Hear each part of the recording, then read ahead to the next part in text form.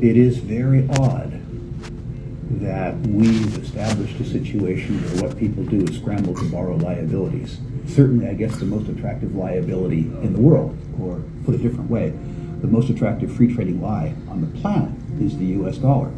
We joke in investment conferences it's the worst currency in the world, except all the others. If you're going to trade in a lie, it better be a liquid lie.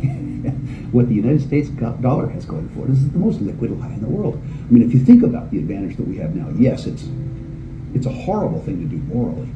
But what we do is amazing. It's amazing that we can get away with this. We print a lie, a dream, on a piece of paper.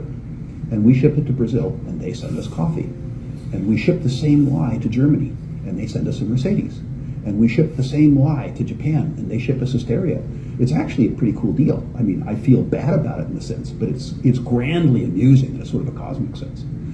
You just need to understand that somehow, sometime, some way, there's going to be a reckoning.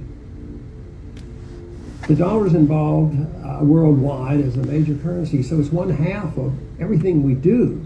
And it has no definition. I used to get a charge out of asking Bernanke and Greenspan, define a dollar. And, they can't define a dollar. In the old days, it was a weight of silver, a weight of gold, and that's what it was supposed to be according to the Constitution. Well, Dr. McCracken, not being an economist, can you explain to me briefly how in the world do you determine what a value of a dollar is in relation to a French franc, for instance? If you can't convert that dollar into gold, what standard do you have? What is it worth at all? You determine that's going to be determined in the marketplace, just as really largely it has already. So what is this going to do then to, for instance, the speculator in gold? How is this going to affect him? Is the price going to drop or rise? The official price of gold, of course, has not been changed. That was not a part of this program at all, nor is that contemplated. Well, maybe they should have contemplated what was likely to happen, because for anyone who had studied history, the outcome was perfectly clear. Rather than help the economy, Nixon's actions made things a lot worse, and the public started feeling the effects of inflation much more acutely.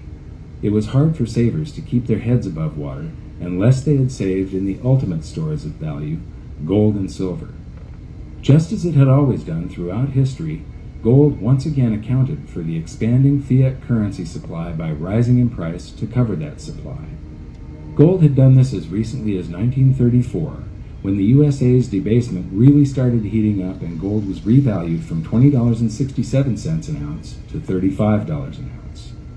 Now the process began again as the public bid the price up from $35 an ounce in 1971, climbing all the way to $850 an ounce in 1980, easily accounting for the massive quantities of currency the USA had conjured out of thin air now that Nixon had removed all restrictions.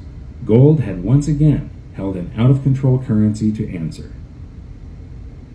Getting back to the Julius Paulus quote about the value of a currency being decided by the quantity rather than the content, one of the biggest economic hurdles that mankind repeatedly trips on is that we have never been able to control the quantity of currency. And this is one of the reasons why gold has always been the ultimate money.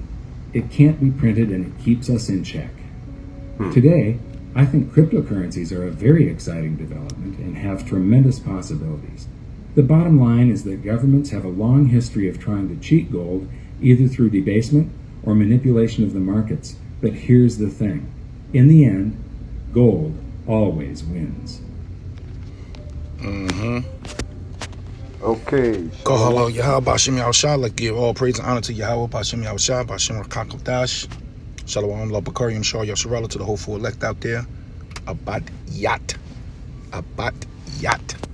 That's what we just looked at. Habakkuk 2 verse 6. Shall not all these take up a parable against him, and a taunting proverb against him, and say, woe to him that increaseth that which is not his? How long? And to him that ladeth himself with thick clay. Two words I want to go into. Ladeth is to be heavy, be weighty, be hard, be rich. So he ladeth heavy, ladeth himself with thick clay, a bat yacht, weight of pledge, heavy debts. He ladeth himself heavy debts. Woe to him. Shalom.